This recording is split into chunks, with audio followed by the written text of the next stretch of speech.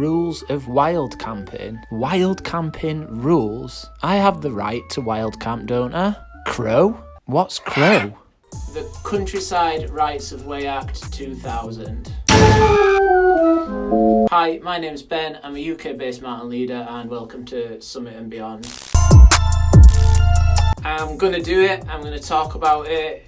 It's controversial, I know, but what I'm going to do is try and be factual about this as much as possible. I'm afraid that my opinions will come across, but there we go. In the media, there's been lots of pictures, images, videos of people that have been buying these real cheap tents from these cheap ass shops for 20 quid, and people are taking them out. They're having disposable barbecues out on the fells, and then they are just leaving all their stuff there. They're just abandoning their camp. We're getting lots of coverage of people going out there and just abusing the landscape, and then it's almost like people are going, what a good idea, I can do that too. Whether that's the case or not, I don't know, but that's what it looks like. What's happened is the National Parks Authority and the police have come together and they've said in the Lake District that if you are out camping and you caught, so if you're out wild camping and you get caught, that means in a van or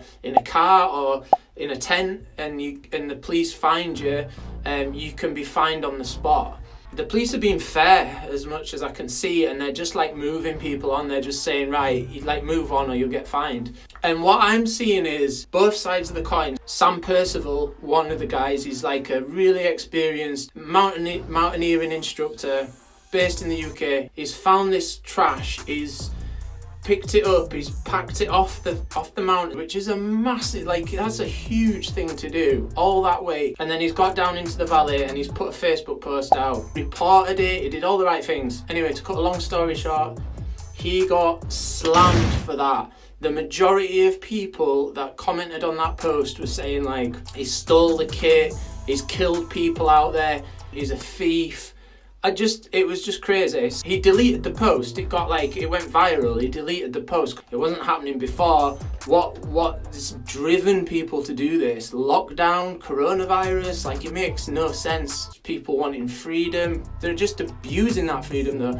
So in this video, I wanted to sort of cover what that freedom actually is and where it's come from. Try and shed some light on it and try and educate people. Hopefully you'll see this and you'll listen to it and then you'll go, oh, okay, yeah, respect. Maybe we should be looking after that environment.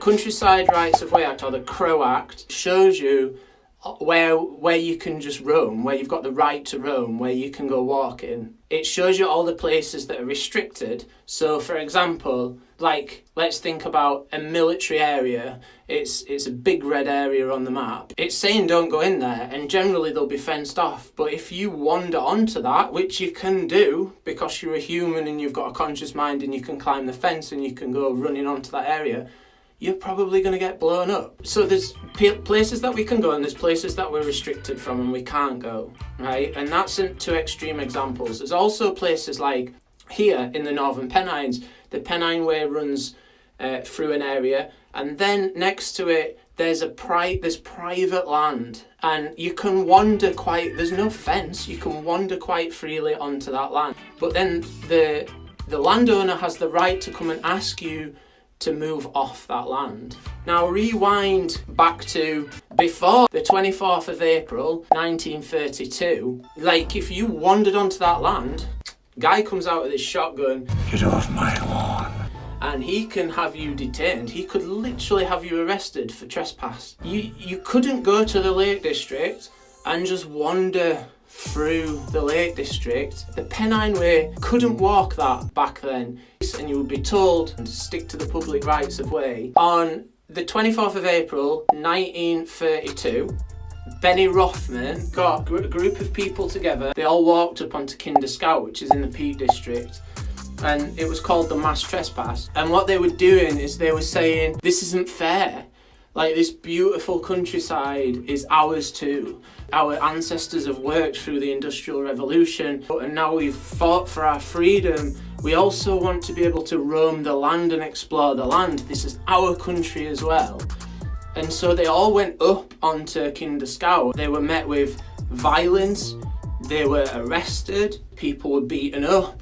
And that's the reality of what it was like back then. And then from there, this whole idea of us being able to have the right to roam started to unfold. The National Parks and Countryside Act was then rolled out by Parliament a few years later, and that was to protect the national parks and the countryside. So I live in an area of outstanding natural beauty.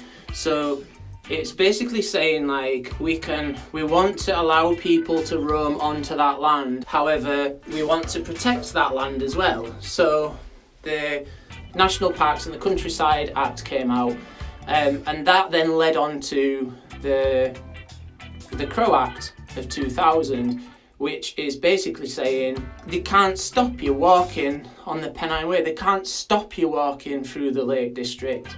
They can't stop you doing that. What you've got to remember is that land, it still belongs to a landowner. It is still somebody's pride and joy. The landowners have to keep the land to a certain standard. It's like generation after generation of farming, and they look after the land. And I'm like, wow, what a beautiful place to live. I respect that. My point is that this Rights of Way Act is there for a reason. All that the authorities are asking is have a bit of respect, look after the environment, just do some reading, learn about it.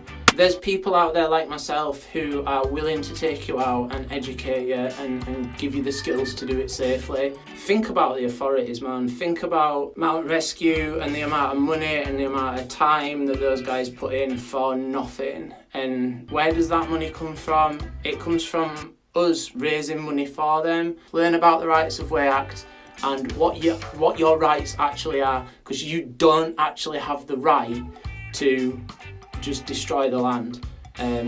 You don't have the right to wild camp in the Lake District. You just don't have the right to do that. The reason that you've been allowed to do that is because up until now, people have been respectful. I imagine that the next step would be the National Parks Authority doing something similar to what they do in Yosemite. So putting permits in place, I imagine that's like the rollout next. But who knows, eh? Who knows? Maybe videos like this and just general human consciousness will start to like network together, and people will just start respecting the outdoors again. Anyway, I'm going to sign off now. That's my rant over with. I just wanted to kind of get that off my chest. Let me know what you guys think in the comments below. Give me a thumbs up or a thumbs down, I don't really care which. I've got a lot of educational content on here. Whether you agree with what I'm saying today or you don't agree with it, I am giving you the skills to go out there and be safe and respect the environment and create a good route and all that stuff. So subscribe anyway. That's it. Don't forget to subscribe and go and watch either this video or this video. Other than that, hit the thumbs up, leave me a comment below, and I'll see you in the next video in a bit.